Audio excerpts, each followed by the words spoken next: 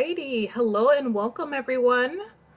Give us just one moment while we pull our cameras up. You guys should know the drill by now. Hi, everybody. Welcome back to another episode of Cooking Connected. My name is Sajwa, and I'm here today with Jordan and Margie. All right, so Jordan is one of the Cooking Matters program coordinators, along with me, and then Margie is our lovely volunteer. And why don't I just go ahead and review what Cooking Matters is? Cooking Matters is a nutrition-based cooking class, and it's in collaboration with the University of Minnesota. We meet once a week for about 2 hours, and usually our meetings feature a guest chef who will walk through a demonstration of the recipe for that week, and a nutrition educator who's going to teach us a lot of great tips and tricks for being in the kitchen and eating healthy at the same time. So for today, our goal is to kind of do the same thing. Today, Jordan's going to be our educator and Margie's going to be our chef. So with that out of the way, why don't we go ahead and get our survey together? I'm going to go ahead and, well, Jordan's going to go ahead and pop it up for me. All right, everyone. So like every week, we do have a survey for you all to take. If you can please look in the description box below of our videos. It may also be in our live chat. You can see the link to our survey. So if you have a moment after our video, please take these surveys. It helps us make our videos a little better every time and helps us continue this work in our community. So you will need a program code for this survey, which I have right here. The program code is E1002, let's see, is it 268? 628. 628. Sorry, everyone. So there's your program code. And again, if you could take that survey for us, we would greatly appreciate it. All righty. Thank you so much for that, Jordan. So today we're going to be doing a really fun recipe.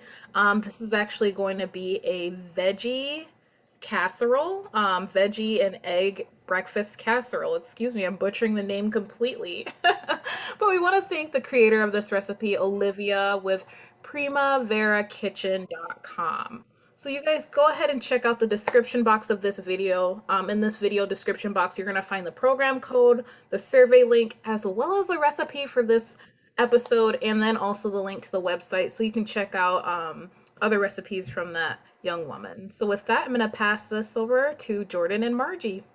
Thanks, ladies. Thanks so Awesome. much. Thank you. Welcome back, everyone, for another episode of Cooking Connected. We're excited to have another awesome recipe with Margie here today. So Margie, what are we making again today? We are making a make-ahead veggie breakfast casserole. And it doesn't have to be for breakfast. You can have it for dinner. It's just full of veggies and eggs. It's super easy. You can make it ahead of time and have it the rest of the week if you're doing meal prep, but just an easy, healthy recipe. Absolutely. Awesome. So let's go ahead and get started with our recipe. Okay, first thing that I'm going to do that we should always do is I'm going to go over to my sink and I'm going to wash my hands. So I'll be right back. So as always, when you start a recipe, it's always important to wash your hands for 20 seconds, making sure we're getting all the surfaces of our hands with hot soapy water. So if you're working with the kiddos today in the kitchen, you can sing the ABCs or happy birthday twice. But this is a really important step for food safety purposes. So always make sure that you're washing your hands before your recipe. If you're working with your phone, or if you're touching a lot of things, just make sure you wash your hands in between those things, like Margie's doing. Back with clean hands. All right. So the first thing that we need to do is we need to go ahead and preheat our oven to 325. So I'm going to go ahead and do that. I always forget this step, so don't forget to preheat your oven. Yes, it's a good step. And then we need to just spray a casserole pan ahead of time and set it aside. So I'm just going to go ahead and spray my casserole pan here, and just with some non-cooking spray. And I'm going to set that aside. So that is ready. And then we are going to start to saute some of our vegetables. So as you can see in the chef's view, I have already chopped up my onions. I did that ahead of time just because I didn't want to become a blubbering, crying mess on screen as the onions are causing the tears to just stream down my face. So I went ahead and I cut those up. So I'm going to start by putting my 2 tablespoons of olive oil into my skillet, and I'll just put that there so that you can see the view here. And of course, Margie's working with olive oil today. A canola oil will work just as well, or different types of oil that you have on hand. Same with the spray for the pan. You can always use a liquid oil when you're oiling your pans. You just need to wipe it with your hands or a paper towel. You don't always need to use a spray if you don't have it on hand. Right, absolutely. So I'm just going to kind of twirl the olive oil around on my pan a little bit just to spread it out. Then I'll heat that a little bit, and then I'm going to take my onion here, and I've already diced this up, and our recipe calls for a cup of red onion, and I didn't have red onion. For some reason, I had 15 white onions, so I chose to use some of that. So I diced it up. I've also made this recipe without onion. I have a family member who really can't tolerate onions at all, so you can leave the onions out if you like, but I find that they add a really nice flavor. So my olive oil has heated up, and I'm going to go ahead and add the onion, and I will start to saute that. Is wondering, what size pan did you use? Oh, that's a good question. It says a medium size pan, which it doesn't look very medium, does it? It looks kind of small, but when I practiced earlier, it did work. So you could use a larger one if you like, but this is just a medium sized skillet here. How about for your casserole dish? How big was that? Oh, my casserole dish. Thank you. That's a good question. The recipe calls for a 9 by 9. And so I actually thought, well, there's a lot of vegetables in here. So I actually had a larger one out, and it was too big. So this is just a square 8 by 8, 9 by 9. This is an old one that was my husband's grandmother's brownie recipe, but little do they know we'll be covering it with vegetables. So my onions are sauteing. And while they do that, I'm going to show you how I'm going to chop up the broccoli. So the broccoli came like this with the stalks here. The kids like to call these trees. And so what I'm going to do is I'm going to cut the broccoli kind of right at the stalk, right about here.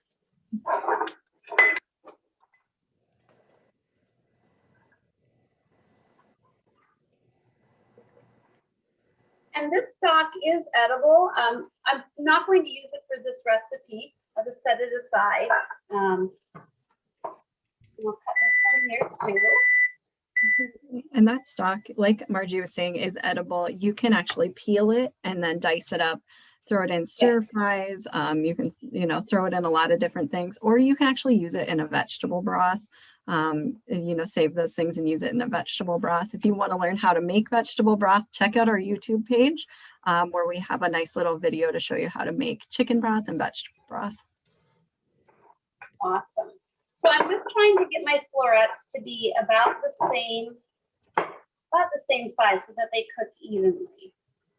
And for the bigger ones, I'll just take my knife and just kind of cut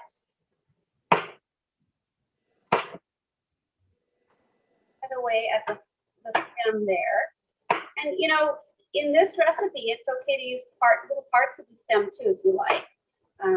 But the most important thing with the broccoli is that you're getting the pieces to be about the same size so that they'll cook evenly. Absolutely. That's true with a lot of vegetables too. So anytime you're cutting something, it's always a good idea to make it about the same size. You don't want a big chunk of something for like broccoli or carrots. That will take a lot longer to cook than compared to a really thin slice of something. Right. So that's why Margie's doing that. So Margie, do you think we could use frozen broccoli in this recipe? I think you could use frozen broccoli. it might not, I don't think that it would get mushy. I haven't tried it, but I think that you could use it. Yeah. I make a similar recipe where if I'm using a frozen broccoli, I'll actually kind of reheat it or like thaw it out a little bit. That tends to work pretty well in the recipe that I'm thinking of. I usually, when I'm making a casserole like this, sometimes I'll put it in little muffin tins. Oh, yes. I just think that's so fun. It's just kind of a grab and go option. And if you have kiddos, it's kind of fun to have something small like that. Absolutely. And I just wanted Our to, recipe doesn't call for it, but I had some leftover orange pepper in my refrigerator. And so I'm going to add that because we know that peppers are rich in vitamin C and they add some beautiful color to this recipe. So I am adding in the peppers that I diced up ahead of time. I see that there's part of one that I didn't get properly diced. So I'm going to dice that a little bit more there. and I wanted to know if you are going to be using some of those frozen vegetables with this, definitely defrost them, but also take a moment and pat them a little bit drier with perhaps a paper towel or some sort, to kind of remove some of that moisture. That really makes a difference there. I'll keep it from getting mushy. Yeah. Taking All out right, the so moisture. You can also saute those vegetables a little bit. So there's a lot of different options for you, but that's a really great point. all right, so our recipe says that you need to cook these until the onions are soft and they are looking good and soft. And then our recipe tells us that we want to add the rest of the vegetables and saute them until they are tender. Now, I'm not going to add them all together. I'm going to start by adding the broccoli first. So I've got my broccoli cut up into its even little pieces. I'll add the broccoli. When you are sauteing vegetables like this, it's always a good idea to think about the density of the vegetable. So like Margie's doing, she's adding the most dense vegetable first because it's going to take longer to cook. So if you had carrots, you'd add carrots first, then broccoli. She'll probably add her mushrooms a little bit last. So some of these vegetables won't take quite as long, but the broccoli we know is going to take a lot longer. I have a question here. Sure. If I wanted to use something like spinach, would I include that in the saute, or how would that work in this recipe? Yeah, actually the spinach is one of the ingredients in this recipe. And I have the spinach measured out and I'm going to add that last because spinach takes such little time to cook. So that's going to go at the end. Another thing that I've noticed, especially when cooking things like broccoli, is sometimes I like to add just a tiny, tiny bit of chicken broth or vegetable broth just to give it a little bit more moisture as it cooks. Because as you see, there's not a lot of moisture left in here from the olive oil. So I'm just going to sprinkle a little bit on. And I know that if you're cooking and you're trying to avoid using oil altogether, chicken broth or vegetable broth are options that you could use if you're interested in oil-free cooking. Our recipe here is using the oil, and that's great. Oil is a good healthy fat, but some people choose not to and use the broth instead. I'm just going to put a tiny bit in here. Okay. And Margie, would now be a good time for a little nutrition education? It will be a perfect time while these vegetables saute. Sounds good. Well, while Margie's sauteing all of her vegetables for our breakfast casserole today, we're going to talk a little bit about these lovely veggies. I know Margie is a big veggie lover, as am I. So as we've all heard a lot before, vegetables are really important to our diet. They provide a lot of different vitamins and minerals that we need, as well as fiber that keeps us regular. So vegetables are really important to include in our diet. It's recommended that adults get about 2 to 3 cups of vegetables per day. But according to the CDC, only 1 in 10 adults actually meet this recommendation. So it's really, we know sometimes it can be really difficult to get those vegetables into our diet. But there are some things that we can do to actually make it a little bit easier. My favorite tip is sneaking the vegetables in. So I like to sneak in vegetables wherever I can. I like to grate veggies into sauces. So I'll grate carrot into like a spaghetti sauce. I'll add lentils to spaghetti sauce, mushrooms, spinach, really whatever I can into spaghetti sauce. If you go back to our very first video at Cooking Connected, we made, I believe, turkey tacos, or at least that was one of our first videos. We grated carrot into the taco meat. You can use sweet potatoes, zucchini, all sorts of different vegetables. Just grating them into taco meat, it just kind of melds right into that taco meat and you can't even taste it. But the best part is you are still getting those benefits of our vegetables, which is really great. Of course, you can add vegetables to soups, lasagna, of course, breakfast casseroles like the recipe we're making today, to get those vegetables in during your morning meal as well. Let's see here. Of course, you can always do zoodles instead of noodles. We've made zoodles before on Cooking Connected. So if you'd like to learn how to make those, go ahead and check out our YouTube channel to make zoodles. They have carrot noodles. You can purchase those in the store, in the frozen food section, as well as sometimes in the produce section. So those are already prepped for you and you don't even have to make them. There's also cauliflower rice versus regular rice, also something that you can buy in the frozen food section. I love to also mention smoothies. So smoothies for breakfast, it's definitely one of my favorites. A lot of times when I'm making smoothies in the morning, half of it is vegetables and half of it is fruit. A lot of times that fruit is going to overpower the taste of those vegetables, so you won't even taste them, which is really awesome, especially for kids. There's also seasonings, of course. Season the vegetables the way that you like them. Add your favorite seasonings, add different seasonings, whatever you prefer. Try different cooking methods. So I hear this a lot. Some adults will tell me that their parents, when they were children, their parents made them boiled broccoli or something, and it turned out terrible. It smelled bad. They hated it. So they won't eat it now as adults. It's really important to try different cooking methods. So maybe try grilling those vegetables or roasting them. Try different options to see if you like it. Maybe that vegetable isn't for you, and that's okay. There are tons out there. So try different vegetables on the grill, roasting them, perhaps boiling, maybe for some people. That's usually some of those vitamins do leach out. I see that Margie's adding her mushrooms to the pan. And then will you be adding the tomatoes next, or do you not? I will, yes. Yep, I want to cook the mushrooms in a little bit, and then I'm going to add the tomatoes, and then last will be the spinach. So, Jordan, I agree with everything you said about vegetables. I think if somebody tells me that they don't like Brussels sprouts, it's because they just were not cooked right. Yeah. I think we have a lot of leftover things from our childhood when we ate vegetables that were not cooked correctly, because they are just the most delicious food group. And I think breakfast is a time when traditionally we don't get enough vegetables. Our standard American diet vegetables or breakfast is carbohydrates and sugar.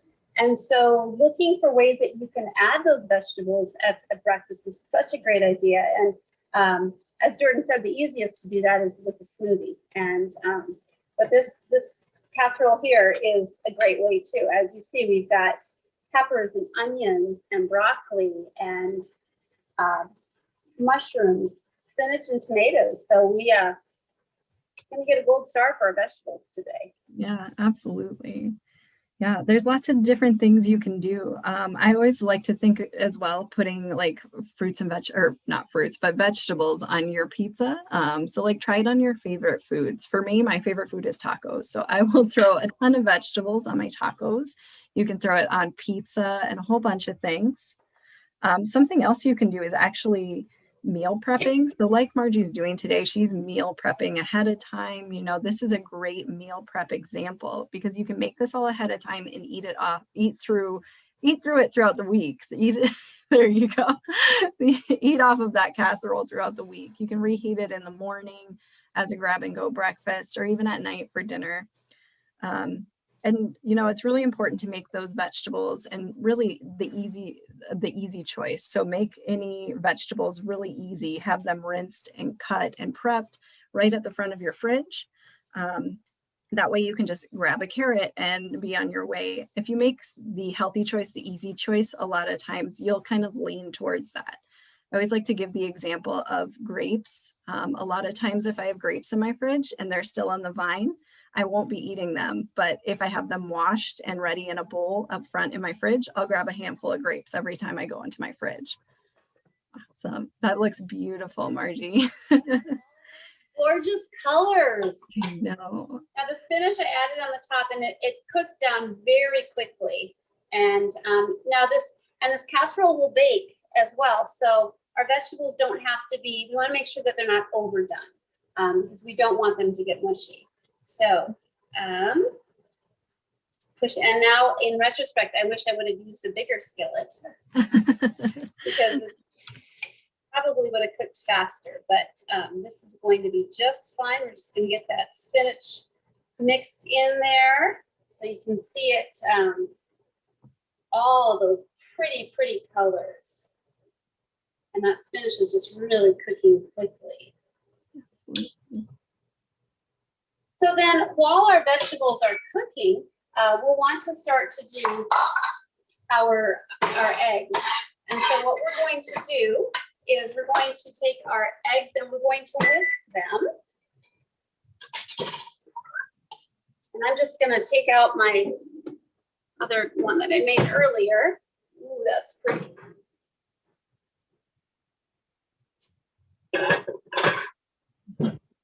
Okay, so our recipe asks for 6 eggs.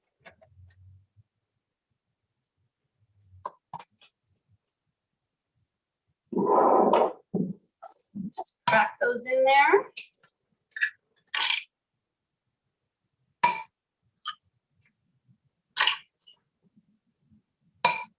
This is a fun recipe to make with kids too. I just really encourage children to be in the kitchen with their parents and to help out. And even, you know, teaching them to crack eggs. And, you know, when if a little bit of a shell gets in there, just helping fish it out because there's something magical for kids about cracking eggs. They really think that it's a lot of fun. So I got my 6 eggs in here and I'm just going to use my whisk and I'm going to whisk them up. Mixed up. When I'm making recipes like this, I always like to practice my one-handed egg crack. Oh, It seems pretty low risk. That's pretty impressive, Jordan. I'm trying. If you ever do get an eggshell in your eggs, a really awesome tip that I learned actually online is that you use the other eggshell. Oh, it looks like we lost your chef's view there, Margie. Uh-oh. I wonder what happened. Yeah, if we can't get it back, we can always use the first camera as well. There we go. Perfect. That looks great. Is that good? Yeah, absolutely. Yeah. Okay. I think I have a low battery on my phone. What happened there? So, okay, what was your tip for eggshell? I always like to use the bigger piece of the eggshell because it has sharp edges. It just cuts right through and then it'll actually the other eggshell will gravitate towards the bigger eggshell. So don't use your fingers because a lot of times it just pushes the eggshell around and it takes forever. So try using the other bigger eggshell. Excellent tip. Okay, so my eggs are mixed up and then I'm going to use a 1/2 cup of almond milk. And our recipe calls for almond milk. You could certainly use regular milk, but almond milk is a great option for anybody who might be dairy-free or lactose intolerant. Almond milk is low in calories, it's low in sugar. It still has your vitamins, your A and your vitamin C, vitamin D and vitamin E, and it's plant-based. So if that is something that's important to you, almond milk is a really great alternative. Make sure that you get the unsweetened variety because there is sugar oftentimes added to almond milk. Yes, 1/2 cup. Yeah, make sure you get the non-vanilla one, the plain as well. I've accidentally gotten vanilla when I was trying to make a recipe like this, and that didn't work very well. Yeah, it's delicious if you add it to your coffee or in some baking, but probably not in an egg bake. Yeah.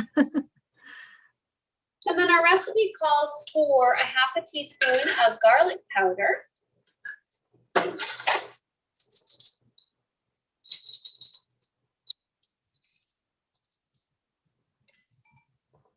And a half a teaspoon of ground mustard.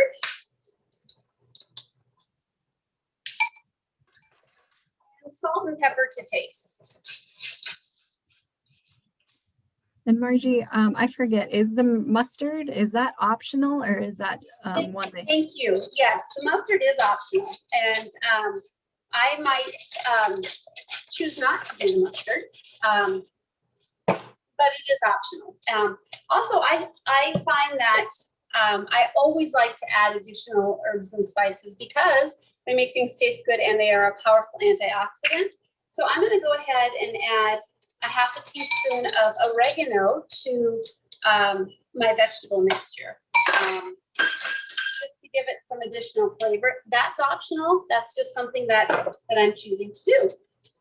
All right, so I've got my eggs all whisked in with my almond milk. And now what I'm going to do, I'm going to take my prepared pan. And I am going to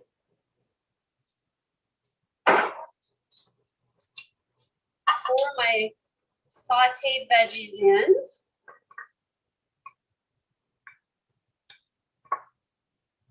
All those beautiful colors.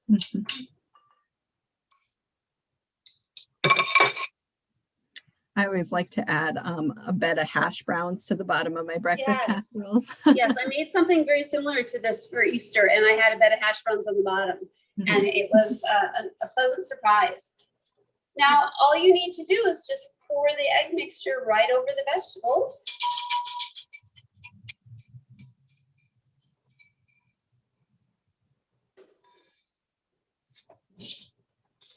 And then our recipe calls for half a cup of cheddar cheese and half a cup of mozzarella cheese. You can really use whatever kind of cheese you want.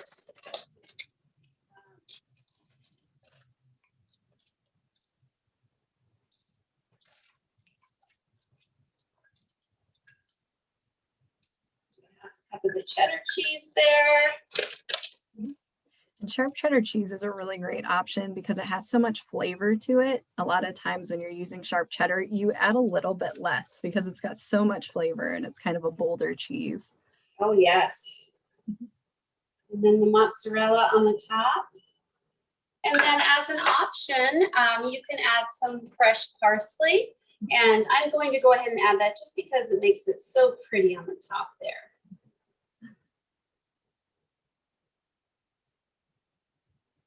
And then we're going to cover it with some aluminum foil.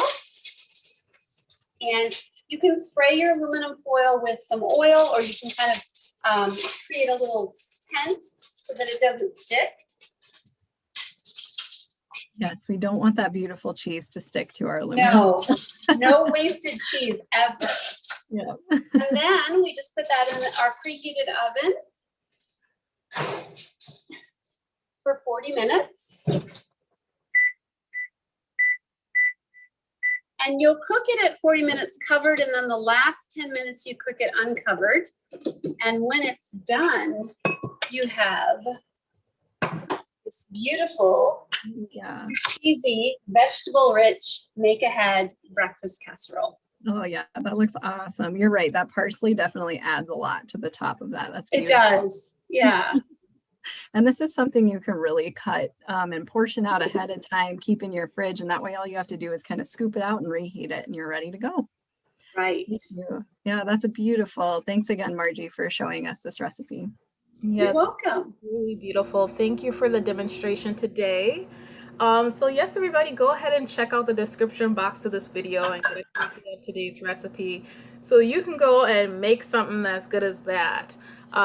Feel free to also share any photos that you have as you're doing recipes from Cooking Connected. We love seeing what you guys are making out there. But before we let you guys go, we're just going to give you the survey program code one more time. And that program code is going to be E100628. Again, the link for the survey is in the description box of this video, as well as that program code in case you missed it. And we will see you guys next week for another episode of Cooking Connected. Bye. Awesome. Thanks, everybody. Bye, everyone. Bye-bye.